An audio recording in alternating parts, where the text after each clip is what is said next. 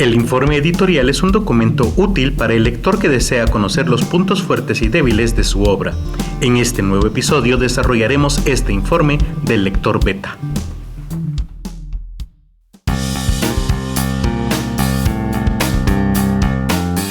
Estamos en Charlas Literarias, un espacio para hablar de libros y literatura. Yo soy Javier Martínez, su interlocutor.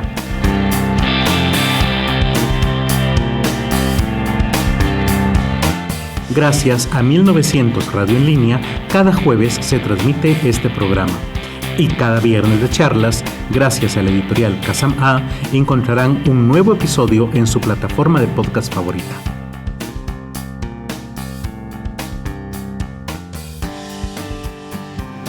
Bienvenidos a un episodio más de este podcast Charlas Literarias. Como saben, ya la próxima semana el tema literario invade las redes sociales y el quehacer guatemalteco con la Feria Internacional del Libro en Guatemala, FILGUA, en esta nueva edición donde se retoma la presencialidad y esperamos verlos concretamente en el stand número 15 de la editorial Kazam A, donde pues se podrán ver en primera mano los libros de los que hemos estado hablando en este podcast. FILGUA se llevará a cabo del 24 de noviembre al 4 de diciembre de 9 de la mañana a 9 de la noche y los esperamos en el Fórum Majadas Zona 11. Y bien, precisamente en esta época en que se pone de moda todo lo literario, las presentaciones de libros, las charlas literarias en general, muchos escritores siempre tienen la duda: ¿será que lo que estoy escribiendo vale la pena de ser publicado? ¿Habrá alguna editorial interesada? ¿Qué aspectos debo tener en cuenta para mejorar mi obra? Y bueno, concretamente existe una herramienta que precisamente se dedica a esto, y es el informe de lectura editorial, que también se llega a conocer como el lector beta. ¿En qué consiste? Básicamente se trata de la evaluación de un documento literario para ver varios aspectos sobre cómo mejorarlo y también sobre cómo o qué tanto valor o qué tantas posibilidades, digámoslo así mejor, tiene ya en el mercado literario.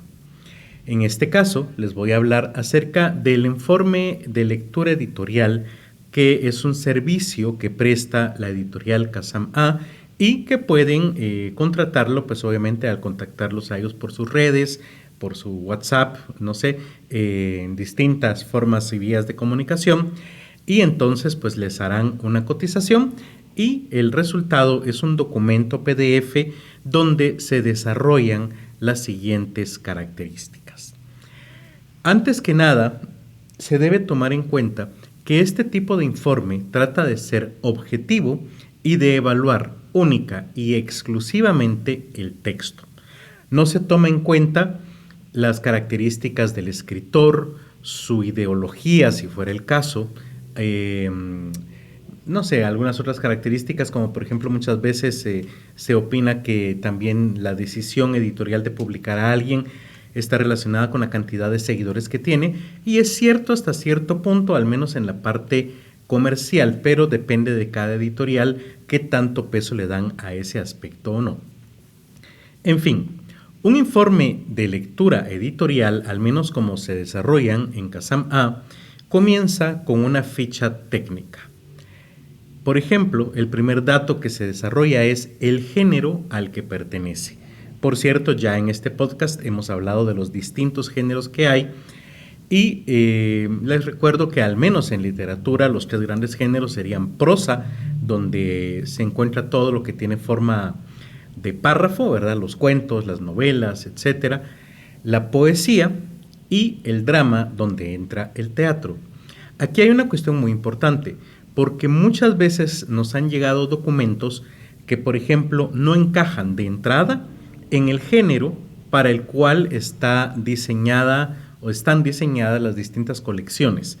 Por ejemplo, en la colección Voluta de la editorial Kazam A se editan o se publican documentos de poesía, prosa y drama.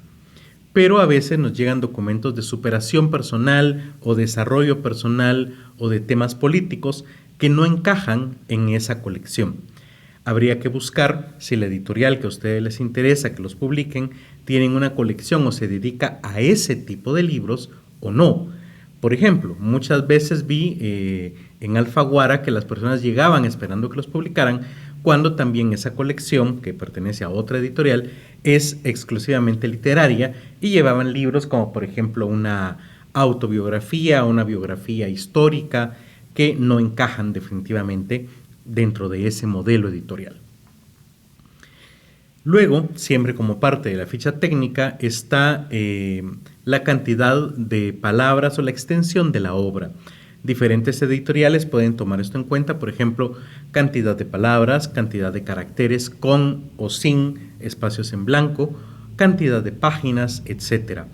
Aquí hay una cuestión importante. Cuando en el mundo editorial hablamos de cantidad de páginas, hablamos de cada 500 caracteres. En otras palabras, una obra de 2000 palabras tiene 4 páginas, o sea, 4 grupos de 500 palabras. ¿A qué se debe esto? Muchas veces nos dicen, mire, es que la obra tiene 50 páginas, pero es que la puse a doble espacio y la letra está grande y moví los márgenes. Y bueno, exactamente. Como cada quien presenta muchas veces su manuscrito con distintos diseños o modelos, entonces realmente el conteo de páginas no viene al caso. Muchas veces también nos dicen, sí, mire, es que tiene 50 páginas, pero carta y yo lo quiero a media carta. Entonces, realmente la cantidad de páginas es muy subjetivo. Tiene que ver el margen, el entrelineado, el tracking, el tamaño de letra, muchos temas. Entonces, es mejor pensar que una página equivale a 500 palabras. Y con eso, ese es como el estándar del mundo editorial. Esto se debe tener muy en cuenta a la hora de pensar una publicación, porque obviamente está directamente relacionado con los costos de publicación. Entre más extensa una obra, pues será mayor su costo. E incluso algunas editoriales como Kazam-A tiene un límite de páginas por libro. Por ejemplo, el libro más grande que se puede llegar a editar en esta casa editorial es de 415, lo máximo, páginas. Más ya no, porque el formato que se trabaja, que es de media carta, quedaría demasiado ancho y ya el libro no abriría bien, por ejemplo. Entonces ya habría que pensar en una edición de 2 tomos, lo cual pues obviamente duplica, si no es que más realmente, la inversión en una obra, por decirles algo. Otro tema de la ficha técnica es la estructura. En otras palabras, cómo está estructurada la obra. Por ejemplo, si tiene dedicatoria, si tiene un acápite, cuántos capítulos tiene, si tiene anexos, si tiene fotografías, mapas, algún otro material en el que haya que invertir a la hora de editar. Por ejemplo, muchas veces nos piden libros con ilustraciones, pero no tienen las ilustraciones y este es un costo extra donde hay que contratar a un ilustrador que suele ser bastante caro. No tengo el dato en este momento fresco, pero está entre 100 y 350 quetzales más o menos una ilustración. Obviamente ese rango es muy amplio porque puede ser desde una ilustración muy simple a un color hasta una ilustración pues muy compleja que a veces incluso puede superar los 450, 500 quetzales, por decirles algo. O a veces el autor mismo tiene ya las ilustraciones, pero resulta que él realmente no es ilustrador. Entonces ahí sí, zapatero a tus zapatos. Usted o es escritor o es ilustrador, pero no puede ser todo al mismo tiempo. Y esto es algo muy usual. Me llama la atención y me da un poco de risa porque es algo que sucedía mucho en la Edad Media, porque la gente no tenía la posibilidad de publicar, entonces metían todo lo que podían, ¿verdad? Poemas, cuentos, canciones, etcétera, dibujos y ahí se va porque es toda mi creación artística. Pero actualmente pues ya hemos llegado a una época de especialización y realmente es rara la persona que realmente pueda dominar todos los campos artísticos. Lo digo porque sí, nos llegan obras donde el autor quiere hacer la diagramación o la ilustración de la portada, las ilustraciones internas, quiere enlaces a la música que él mismo ha grabado, videos que ha producido. Entonces, no sé, y no siempre todo es de la misma calidad. Puede ser que sea un autor de buena calidad, pero no necesariamente un extraordinario músico. Entonces, hay que sopesar ahí en qué soy bueno y qué es realmente lo que quiero producir. Pero en fin, esta estructura nos da una idea de lo que el autor está proponiendo originalmente y todo aquello que requiera. Y luego, como última parte de la ficha técnica, una sinopsis. En otras palabras, un resumen. Todavía un resumen más corto, ¿verdad? Más esencial, donde se plantea de qué trata, de qué va la obra. Yo sugiero que esta sinopsis no sea mayor de 500 palabras, o sea, una página, e incluso lo pondría mucho menos. Yo opino que una sinopsis óptima estaría alrededor de las 250 palabras como máximo. De esta manera termina la primera parte del informe de lectura, la ficha técnica, que si se dan cuenta, lo que nos dice son las características del libro, nos indica cuáles son las cualidades, el género, la cantidad de palabras o extensión, la estructura y el resumen o sinopsis. Con esto, cualquier persona ya sabe de qué va el libro. ¿Y por qué yo como autor necesito esta ficha técnica? Bueno, primero para tener claro qué es lo que estoy haciendo. De pronto yo pensaba que mi libro era de prosa y resulta ser de prosa poética. De pronto no me había dado cuenta que la extensión del libro es demasiada y no voy a poder costearlo. Y en fin, también puedo notar que la estructura, y eso es algo muy usual, lleva 5 acápites, 4 dedicatorias, una explicación introductoria, una introducción general, palabras para el lector y hasta después empieza el primer capítulo. Ese es un gran problema porque es de esos libros que nunca empiezan, ¿verdad? O, por el contrario, al final ponen la dedicatoria, ponen palabras del autor, ponen la biografía, quieren poner todas sus redes sociales, entonces ya queda demasiado cargado el libro, es otro libro que nunca termina. Entonces tendremos que tratar de encontrar un punto medio en esa estructura, que rápidamente, o al menos este es mi criterio editorial, se llegue al texto. Claro que está bien un acápite, una dedicatoria, eso no pasa nada, pero sí nos han llegado a las manos libros que tienen 3, 4 acápites, 2, 3 dedicatorias y palabras introductorias que no permiten el desarrollo rápido de la obra. Además, usualmente el informe de lectura editorial, que vuelvo a decir es básicamente el mismo informe de lectura o de lector beta, a veces lo ordena el mismo editor, porque no siempre tenemos el tiempo de leer todos los libros que llegan a nuestras manos y entonces solicitamos que otras personas que tienen conocimientos editoriales lean la obra y nos entreguen estos informes. De tal manera que ya solamente leemos y elegimos acá y ya de los libros selectos, entonces podemos ir y leer y apreciar la obra o al menos sirve para una primera selección de aquellos textos que definitivamente no iban a entrar en las colecciones de la editorial, por ejemplo.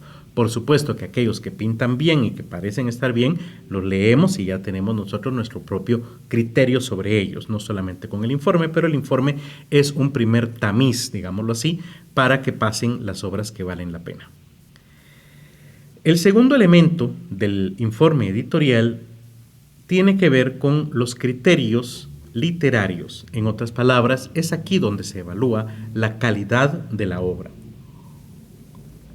Al menos en el informe de la editorial Kazam A, primero se evalúan los recursos utilizados. En otras palabras, el tipo de lenguaje, el nivel también de vocabulario que se utiliza, la estructura de la redacción y sobre todo la presencia y calidad de tropos o figuras literarias si es el caso. Por ejemplo, si es poesía, qué tipo de tropos se encuentran ahí, lo cual ayuda también a clasificar un poco mejor el tipo de poesía que tenemos. Puede llevar también a aclararnos el público hacia el cual está dirigido. De pronto es un poema para niños que utiliza tropos demasiado rocambolescos, por ejemplo, y entonces pues no, al menos para niños pequeños va a ser o va a presentar una dificultad demasiado alta. Muy bien. El otro aspecto que tomamos en cuenta es el análisis de personajes.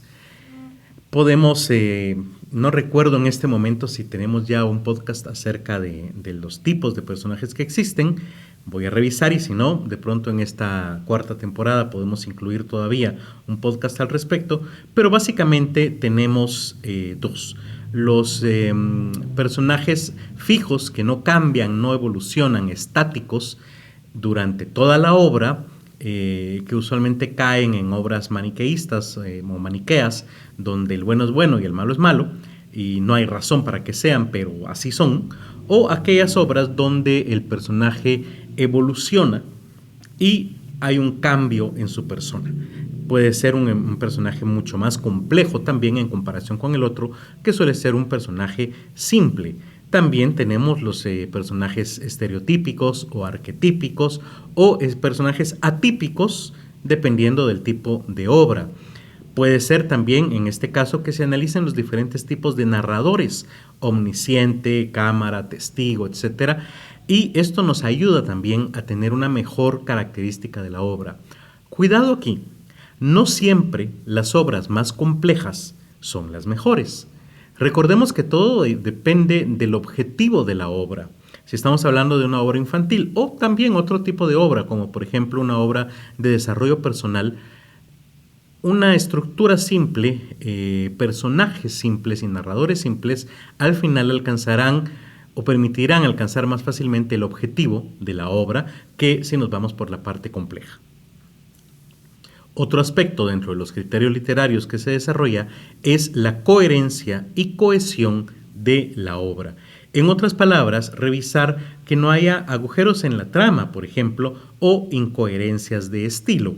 Por ejemplo, que a veces tenemos una obra que nos llevó 10 años desarrollar y se empezó a escribir de una manera y se terminó de escribir de otra.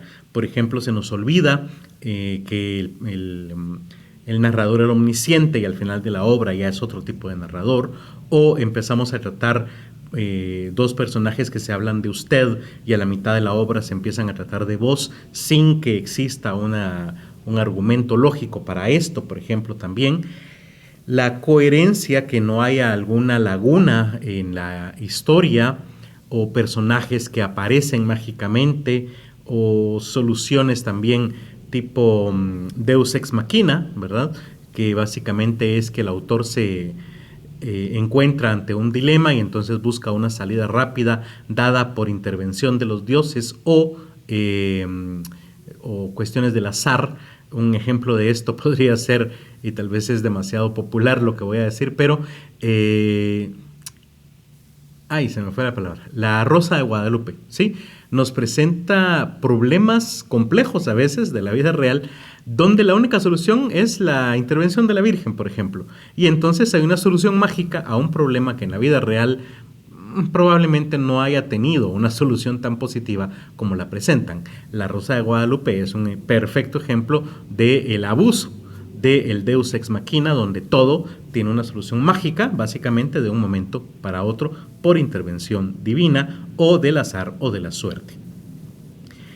El último aspecto que evaluamos en los criterios literarios es la eficacia de la estructura narrativa o storytelling. En otras palabras, se analiza qué tipo de estructura tiene la obra. Si es cronológica, por ejemplo, donde se empieza con el pasado, se pasa al presente, se termina con el futuro en la historia, o si tiene, por ejemplo, flashbacks o momentos donde se recuerdan, o si de una parte a otra pasan muchos años, por ejemplo, también. En general, ¿cuál es la estructura de esta obra? Los primeros 10 capítulos pasan en un lugar y los últimos 20 en otro, algo por el estilo, y también cómo esa estructura ayuda a narrar la historia.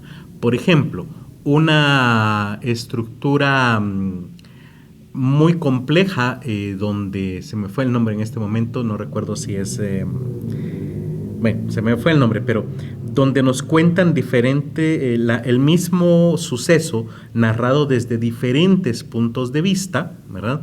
Tiene que ver con las narraciones vanguardistas, se me fue en este momento a cuál escuela corresponde en este instante, pero a la cubista, perdón, es una narración cubista precisamente porque nos narra diferentes perspectivas de un mismo suceso, a eso me refería. Eso es una estructura compleja que muchas veces sí ayuda a comprender mejor la obra, pero si realmente no hay un motivo de fondo para utilizar ese tipo de estructura, puede ser que estemos simplemente haciendo más complejo el libro para lo que realmente estamos narrando. Eso es lo que vemos en la estructura narrativa o el storytelling.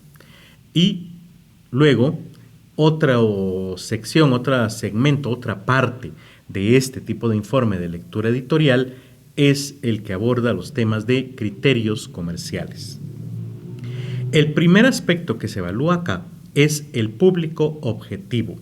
¿A quién está dirigida la obra? ¿Es una obra infantil? Y en tal caso, ¿para qué edades? Porque no es lo mismo escribir un libro para niños prelectores como de 3 a 6 años que para niños pequeños de 7 a 10 años o niños grandes de 11 a 12, 13 años. También las expectativas, el lenguaje que se utiliza para jóvenes, adolescentes o adultos o para un público técnico, por ejemplo, un libro para una especialización médica, todo eso influye en cuál es el público objetivo de la obra. El otro aspecto comercial es encontrar novelas similares u obras similares en este caso, ¿verdad? Por ejemplo, si la obra se parece a otras, nos ayuda a tener una idea de qué tipo de marketing, de canales comerciales, de portada, de precio, cómo está, nos ayuda a analizar la competencia que en las librerías va a enfrentar este libro y al mismo tiempo nos ayuda a pensar qué tipo de publicidad o de difusión requiere. Otro aspecto dentro de los criterios comerciales que se debe tomar en cuenta es el de los posibles puntos de venta de esta obra. Por ejemplo, si es una obra de desarrollo personal o espiritual, no solamente cualquier librería, hay librerías especializadas en ese tipo de temas. Por ejemplo, en Guatemala podría hablar fácilmente de museo como una librería especializada en ese tipo de temas. Las librerías de ciertas iglesias también podría ser, o espacios como tiendas de medicina alternativa, por ejemplo, o incluso estudios de yoga. Podría ser dependiendo, obviamente, del tipo de obra. Puede ser en las cajas de algún supermercado o si fuera únicamente un libro meramente literario, tendría que ser alguna librería de renombre, puede ser. Entonces hay que pensar cuáles son los posibles puntos de venta. Otro aspecto es qué cosas controvertidas presenta la obra. Incluso, aunque fuera un libro para niños, puede llegar a ser controvertido para ciertos grupos muy conservadores o muy liberales, por ejemplo. Presenta roles de género en una familia, por ejemplo, entonces puede ser que para familias muy liberales sea un problema. O presenta la diversidad y la aceptación de géneros, entonces el libro va a ser problemático, por ejemplo, para familias conservadoras. Presenta una visión concreta de una ideología, entonces la ideología contraria va a tener problemas con ello. Es un libro religioso, se apega, por ejemplo, a ciertas interpretaciones bíblicas, bueno, pues entonces va a ser controvertido para las iglesias que no sigan exactamente esa misma interpretación bíblica, por ejemplo. Esto es importante para saber dónde lo podemos vender, qué problemas podría llegar a presentar el libro o, por ejemplo, qué crisis mediáticas o de comunicación podríamos eventualmente enfrentar en las redes sociales. Esta semana, por ejemplo, fuimos testigos de una crisis mediática de la librería Sofos por la presentación precisamente de un libro de historia donde se narra la historia de la CICIG, que al parecer, yo no lo he leído, lo ignoro, pero presenta la historia desde cierto punto de vista o desde cierta ideología, y las personas que no coinciden con esta narrativa, pues presentaron sus molestias en redes sociales. Entonces, al haber hecho un informe de este tipo, ya se pudo haber previsto o pensado o preparada una estrategia de comunicación ante esta crisis.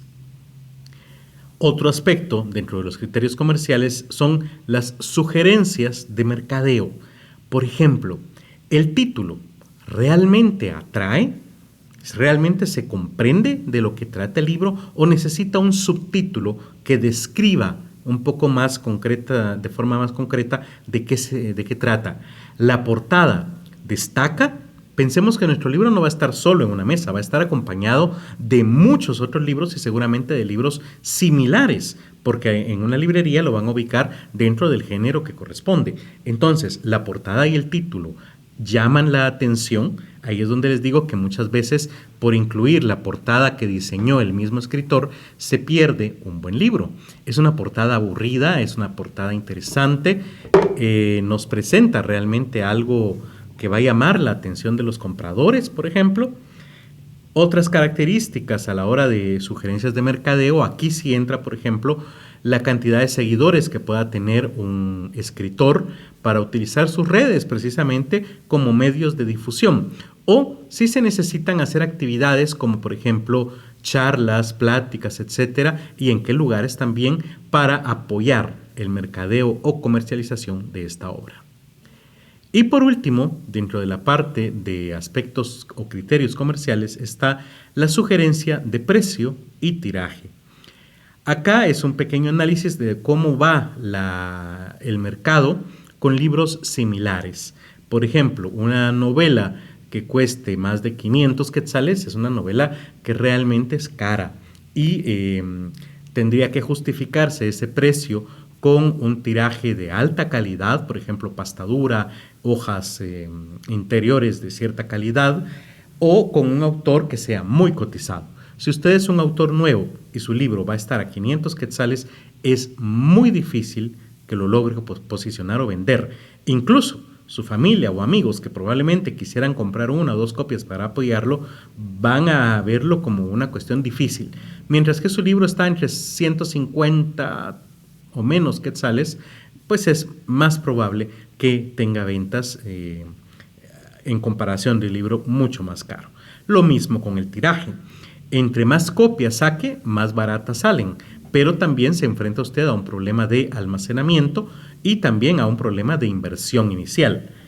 Probablemente 1000 copias sea demasiado y tarde demasiados años en moverlas, y recordemos también que los libros, como la música, tienen una época para venderse, ¿verdad? Una campana de Gauss donde se pone muy de moda en cierto momento y luego baja o entra en declive precisamente porque ya es un libro antiguo y entonces tiene que empezar a hacer descuentos, etcétera, por lo cual un tiraje muy largo, si usted no es un autor muy famoso y conocido, no es tan recomendable. Es preferible en tal caso hacer varios tirajes cortos o un tiraje mediano y esperar a ver cómo se mueve. Y la última parte de este tipo de informe es la síntesis, o en otras palabras, donde se presenta todo lo anterior de una manera resumida y concentrada. El primer aspecto es una lista de puntos fuertes del libro. ¿Qué es lo que hace de este libro algo bueno? ¿Cuáles son sus principales ventajas en comparación con cualquier otro? El otro punto de la síntesis son los puntos débiles del libro, precisamente dónde debe mejorar, cuál es su principal problema a la hora de publicarlo, ya sea comercial, con el público, físico por el tamaño del libro, etcétera, que se podría encontrar o cómo solucionarlo también. O perdón, no cómo solucionarlo, sino cuáles son los principales problemas que se deben solucionar. Luego, podríamos incluir una lista de sugerencias concretas. En otras palabras, cómo mejorar los puntos fuertes y también cómo aprovecharlos, así como una lista de cómo solucionar los puntos débiles. Por último, va una serie de 3 valoraciones. Un resumen de la valoración literaria. ¿Es un buen libro? ¿Vale la pena tomando en cuenta todo lo que ya se dijo antes? Valoración comercial. ¿Es un libro que se va a vender? ¿Es un libro que va a sacar la inversión? Y por último, la valoración final. Si se recomienda o no su publicación. Espero que este tema los haya ayudado y aprovecho para recordarles que la semana entrante es Filgua, así que los esperamos en el stand número 15 en la editorial Kazam A. También aprovecho para recordarles que en diciembre se cierra la convocatoria para las publicaciones de la editorial Kazam A. En otras palabras, todavía pueden enviar sus manuscritos o sus obras originales para que evaluemos de esta manera, más o menos como en el informe que les acabo de describir, si la editorial Kazam A está interesados en publicarlos. ¿Cómo pueden participar? Entran a la página de la editorial, que es www.kazama, con H al final y con z.com, y buscan un botón donde dice convocatoria. Entran ahí y ahí están todos los detalles de qué trata, cómo se les publica, qué derechos tienen, y sobre todo un formulario en la parte final donde encontrarán la manera de enviarnos sus obras. Recuerden que esto se cierra el 1 de diciembre. Es la última fecha en la que aceptamos obras para evaluar en la convocatoria, las cuales evaluamos en los meses de diciembre, enero y febrero para avisarles en marzo si formarán parte del plan editorial 2023. Y bueno, muchas gracias por habernos escuchado. Les recuerdo, mi nombre es Javier Martínez y por favor síganos y coméntenos en redes donde nos encontrarán en Twitter y Facebook como @charlaslite, y también sigan a nuestros patrocinadores, la editorial Kazam A y a Radio 1900 Radio en Línea, donde nos escuchan cada jueves a las 7 de la noche. Que tengan un feliz viernes de charlas. Charlas Literarias es producido y grabado en el estudio de la editorial Kazam A. Encuentra este y otros episodios en Spotify, Google Podcast, Apple Podcast, YouTube y otras plataformas similares. Contáctanos en Facebook y Twitter como @charlaslite.